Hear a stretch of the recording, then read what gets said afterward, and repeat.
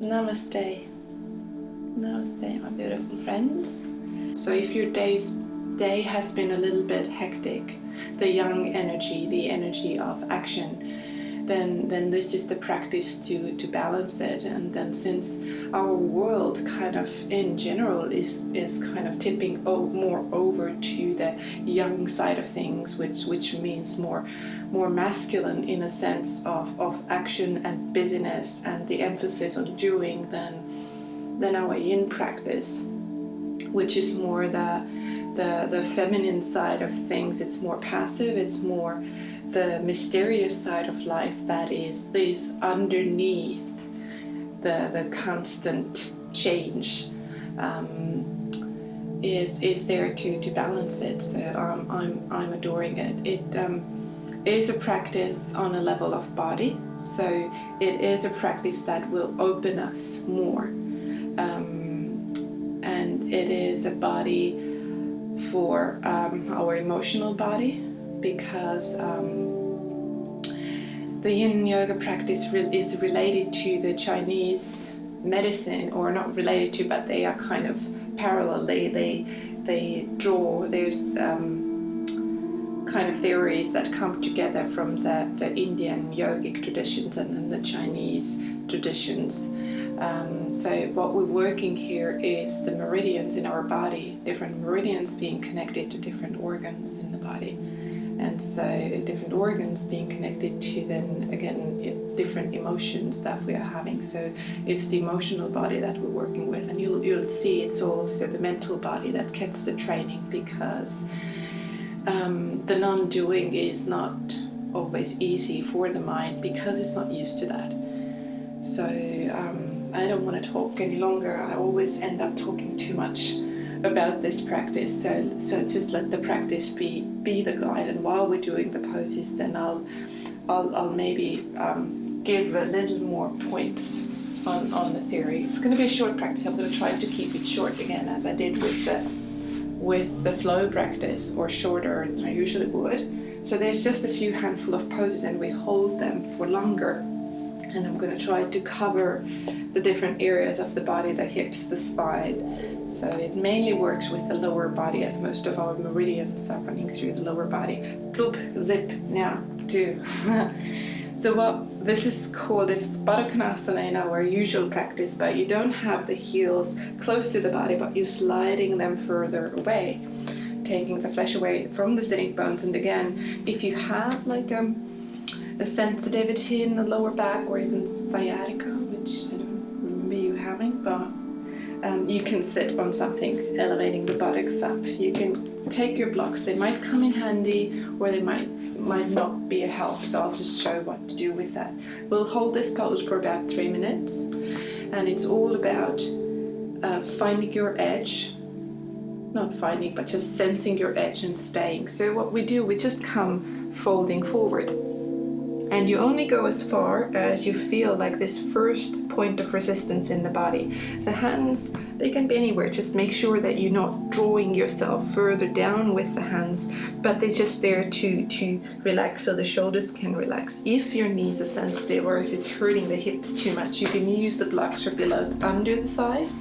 And if your head comes low enough, the block can serve as a place to put your forehead to, so there's a little bit more grounding. But if it feels okay for the spine and for the neck, sometimes it is good to give that weight for the upper part of the back, so that you just allow the head to drop and the spine to drop.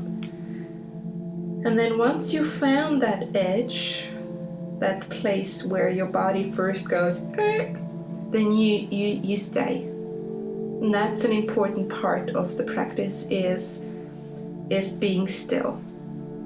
And what we do here is we relax the outer muscles, so you relax the muscles around the hips and the thighs and the lower back. You let the head drop. And you breathe. So now you get the sense of the practice being about undoing. The more we let go, the more we release control and the more we soften rather than contract, the better can our breath just move in and move where it's needed and where the healing is needed, so that infinite intelligence can move in with the breath if we get out of the way. So first of all, it's letting go of the body, meaning relaxing the muscles. And the habitual way to contract when things come kind of uncomfortable. It's not always a comfortable practice. So instead of contracting, when it gets uncomfortable, we learn how to soften.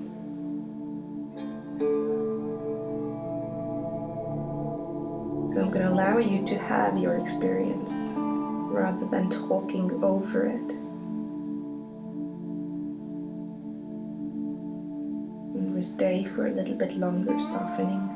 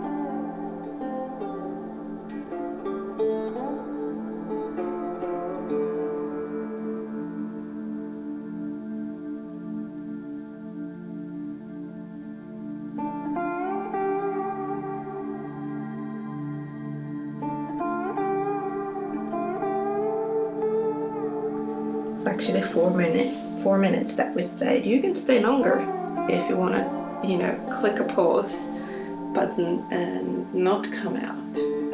If you're ready to come out, then you're coming out, taking the knees up and just letting the feet flop out for a moment. So coming out slowly is important. And then taking the pause between the poses is important, so that we notice the change, so we notice the lightness in the hips, and we notice the impermanence of any condition that we can witness, that we can see. Then that's bound to be impermanent. That will just move through us. That intensity will move through us, and now, see, we're fine. And then a counter pose for that, we come onto the belly, called the Sphinx pose. And here you are working with your kidney meridians. Kidneys being the organs that are responsible for the quality of the life force, the chi moving through us. So you're going to have your elbows under your shoulders or slightly forward. You can have the hands just in front like that, or you can cup the opposite elbow. And then just relaxing the buttocks, and this is the practice where you can slouch as much as you can, so we're not trying to draw ourselves out, but we're just gonna let the spine just drop like a hammock between 2 points. And now if this is too much, if you feel that the curve for the lower back is too intense, then just walk the elbows a little bit further forward and make that arch a little bit lower, or a little bit, a little bit more, not as deep. And then when you found the place where you feel, a slight discomfort comes with this practice, but what you want to avoid is pain, a sharp pain. A slight compression in the lower back is okay. I know that can be startling if you're used to more the yang type of practice, but because here we're holding the pose static, and we're not moving, then that kind of pressure for the bone is healthy, for the bone marrow, for the fluid between the spine. So tiny compression in the lower back, good. Pain, no good, so then you just move out. You can keep looking forward. You can experiment dropping your head forward and feeling the upper part of the spine stretching a little bit more. But if that is too much, sometimes that can be too intense for the upper back, then just taking the head forward and looking forward. Relax through the buttocks, the heels drop out. You can close the eyes.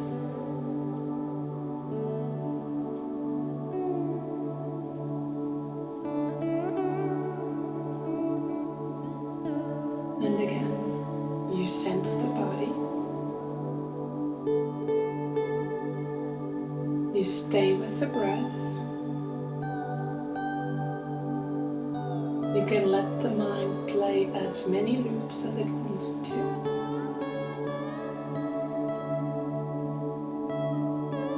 Just not getting involved. Noticing the sensations.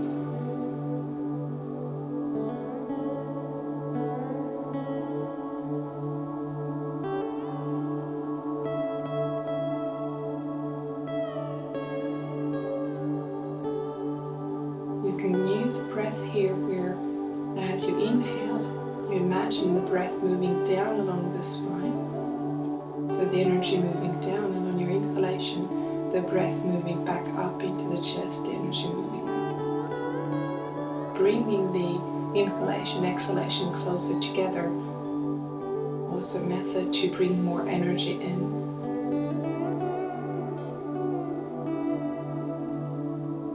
You can choose to stay here or to make it a little bit more, or if it's more intense, but you can just check it out. If this feels okay for the back, the compression is gonna get a little bit stronger. If this is too much, then take the feet back down. Relax the shoulders.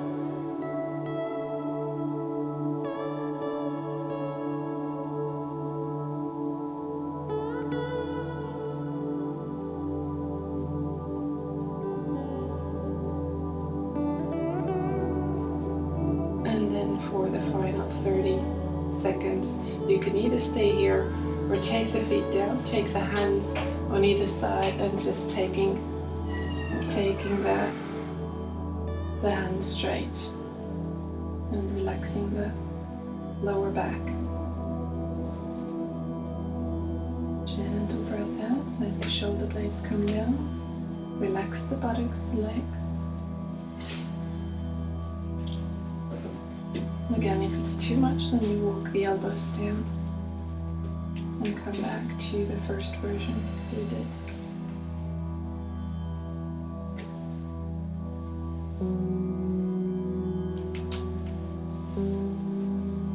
And gently taking the body back down onto the mat.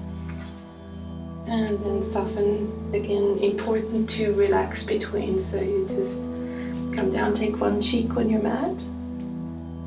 You can wiggle the hips if that feels good, just letting the body melt into the ground, softening the shoulders. Take a deep breath into the belly, feel how the floor restricts that breath, so it's a feeling as if you're breathing into your lower back, into the very kidneys we've been working with. And then the exhalation radiates out from the lower back, down through the legs, up through the upper body. And then take the hands under the shoulders, pressing yourself up to all fours, and take a child's pose to again give back that length to the lower back.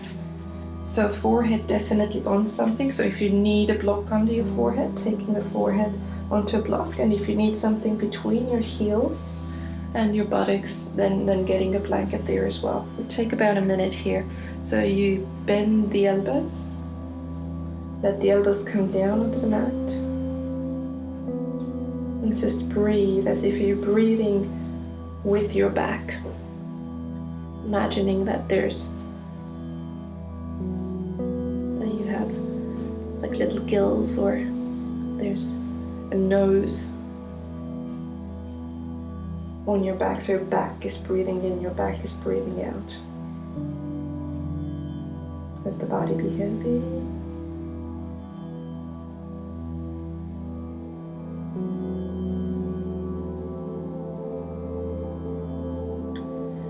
And then take the hands forward, come up to all fours, and then taking the right leg forward, so we'll do a set of lunges where we hold them for a bit as well. So this is for the hips. This works with the stomach and spleen meridian, so which is about digestion,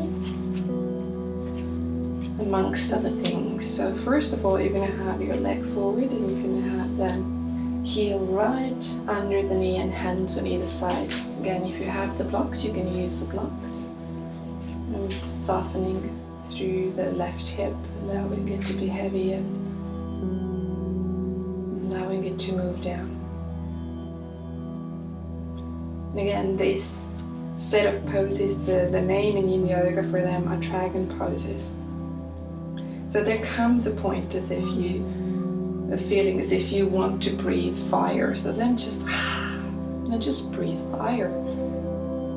Especially good if you've been driving or if you've been sitting all day. And again, the method being just stay with the pure sensation and not so much about the story or the judgment or the labeling around the sensation. What if it's a non-dual world of no good, no bad, just what is? You can stay here, or you can move a little bit higher, so you keep the hips low as you take the hands onto your front knee. So there's a little bit of stability issue that comes here, but see if you can tackle that. Make sure this doesn't go into your lower back. So if it does, take the fingertips down. So again, hip stays down. You get as you see, a little bit more arch in the lower back. I know it's intense. Doesn't matter how open your hips get. This is still a pose where you want to go, but it's lovely. It's really good. It's really good for the lower back. Good for the hips. A little bit longer.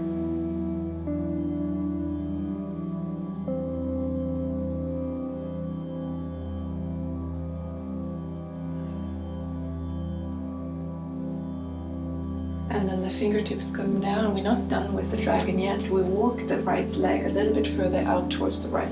Again, forgot to say, if something needs to be under that back knee to pat it, to make it softer, then by all means. You can stay up here, so the legs are a little bit wider, or again, same thing. You can take the elbows down and come a little bit lower, or block under the elbows, so you're coming.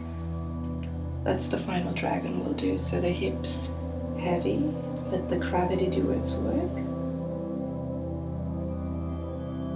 Exhaling, soft, soft, soft. And again, notice the point where you want to react, where you want to move, change something, fix something, and see if you can just stay with what is without needing it to be anything different.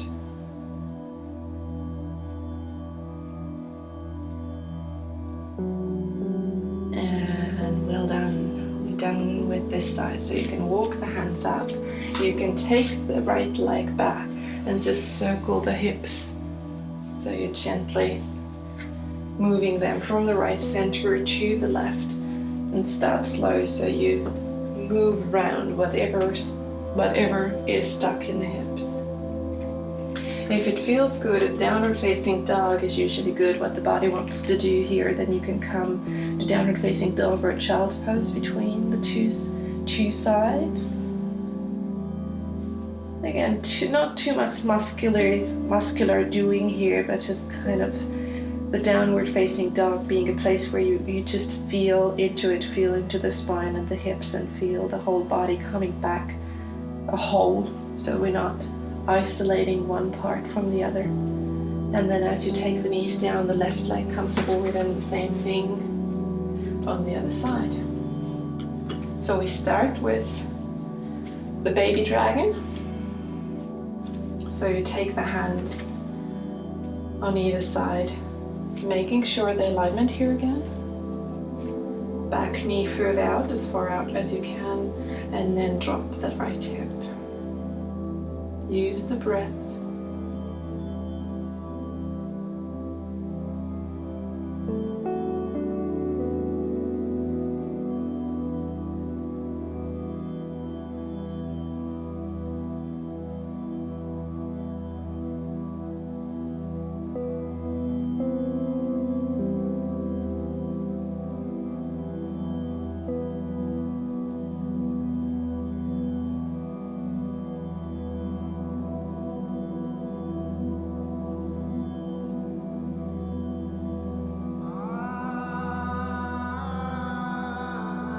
And then the high dragon coming up. So see how my hip stays low and I'm kind of just lifting the upper body. If that's not happening, if the balance is off, then just stay where you're at. I know it kind of seems good to move, but if this higher position is not working, then not pushing it.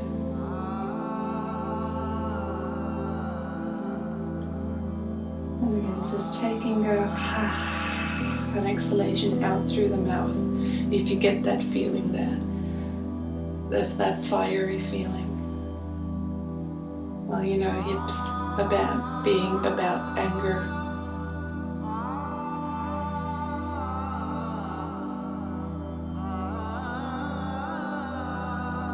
And you can breathe that out. Release whatever is stuck.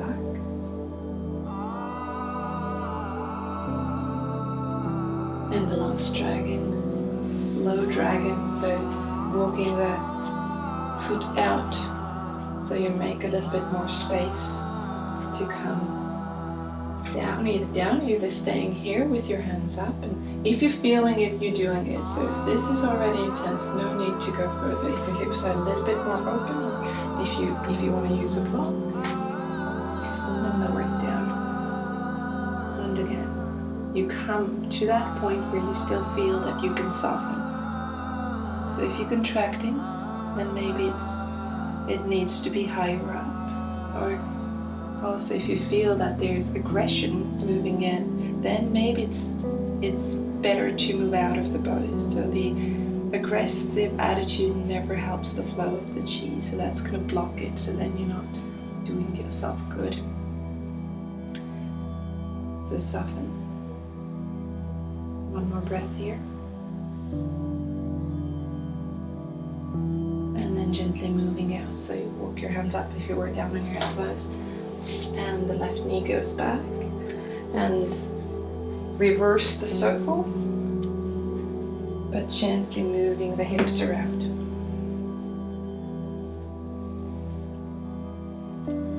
And then again, a child's pose.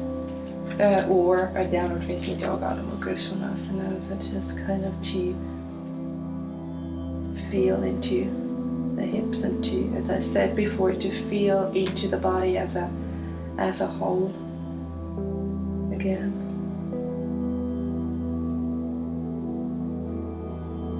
And then knees down.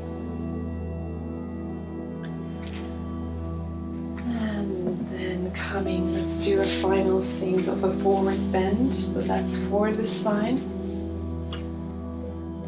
So again, something under the buttocks if you need to. Knees can be bent. If you have the knees bent, then have something under the knees, a pillow or something. And the forward bend here is not about keeping the spine straight. So here, again, you can round the back. As I said, knees can be bent, you can be sitting higher on something, and you come as low as again you feel that first resistance. Letting the shoulders soften, and let the head drop. If you are low enough for the block, then you can again support the forehead. Your position can be here, so it doesn't matter how low you come, but make sure that you are able to exhale and release.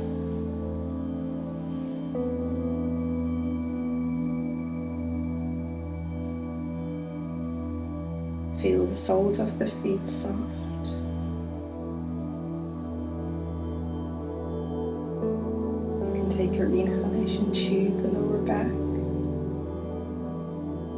creating space. Soften the shoulders and that space between the shoulder blades, the back of the heart.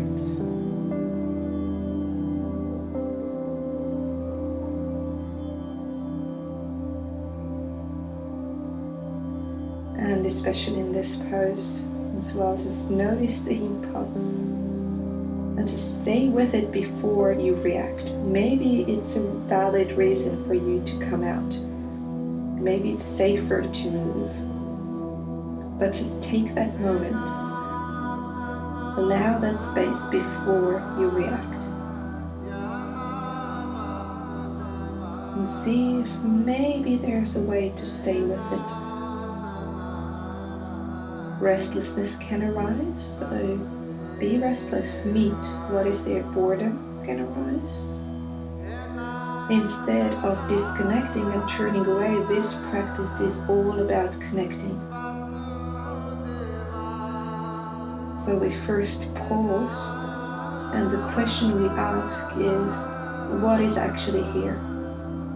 And we learn to separate the reality of some sensations in the body, some throbbing or some intensity or whatever is happening, from what we add to it when we label it good or bad or uncomfortable, when we compare it to some state we had before. So we ask what is really happening. And then when we stay with what is really happening, we ask, how can this be part of my path? Can this be part of this moment? And the third stage is through those first two questions, the third one is the choice to connect rather than disconnect.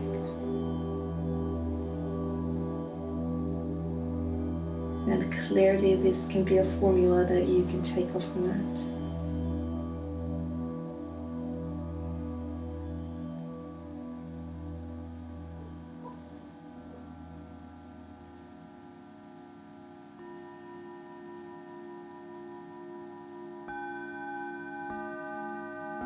How can I soften a little bit more? How can I meet with whatever is there?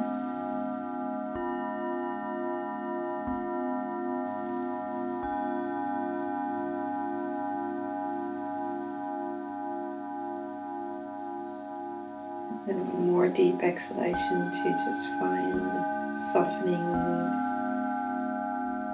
And then you're gently coming out, so just pressing the palms down and pressing the floor away as you come up.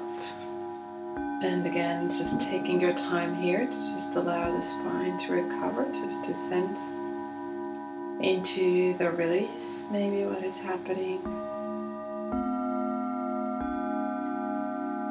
And we'll just finish off with a twist. So it's your Ardha Matsyendrasana twist. So taking the left leg under, stepping the right leg over, both sitting bones down.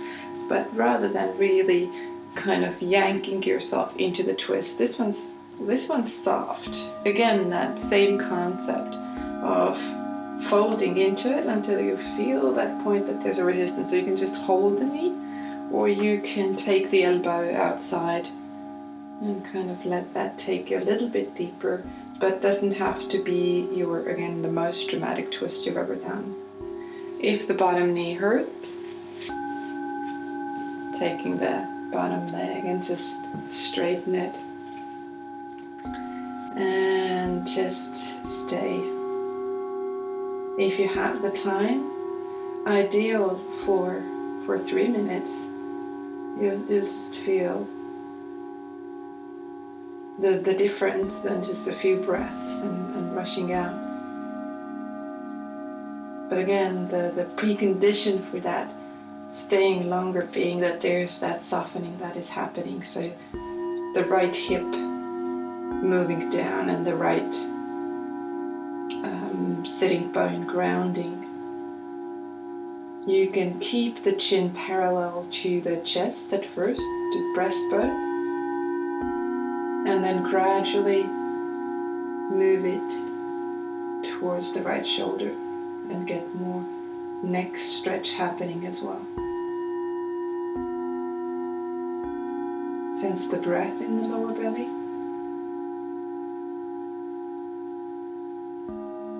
Soften shoulder blades down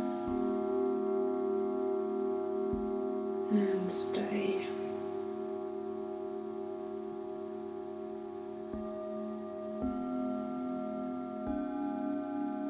Sensing the back of the body.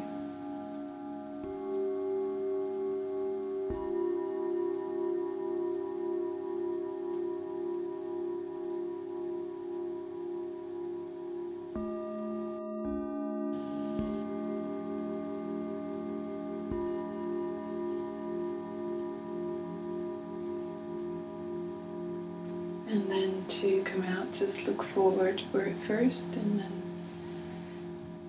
coming to the center, and then exhale, take one breath to the other side.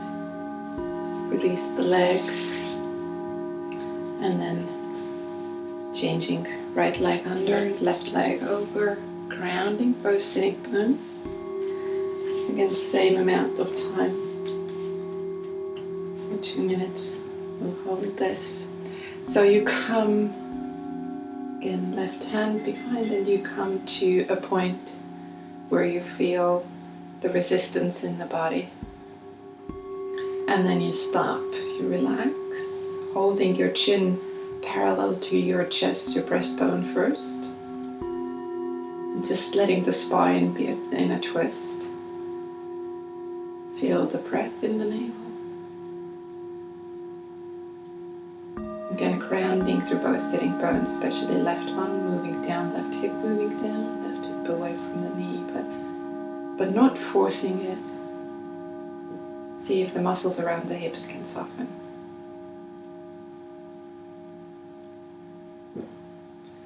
And then gently you can take your chin towards the left shoulder, so you get a more stretch for the neck.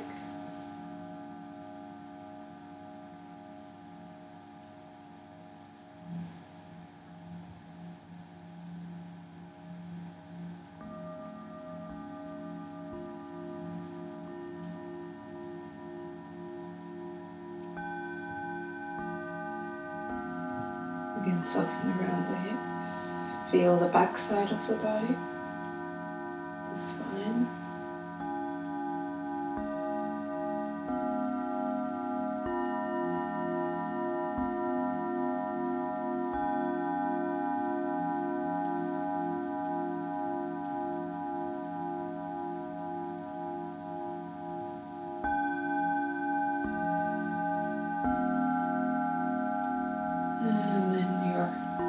Gaze comes forward when you inhale. As you exhale, you twist out and then take one breath to the other side. And then come back to the center. Again, just soften the legs, the hips. Shavasana if you have the time. A little meditation, if you have the mindfulness for that. Or maybe just sitting for a minute or two and then moving on to your tidy. Namaste.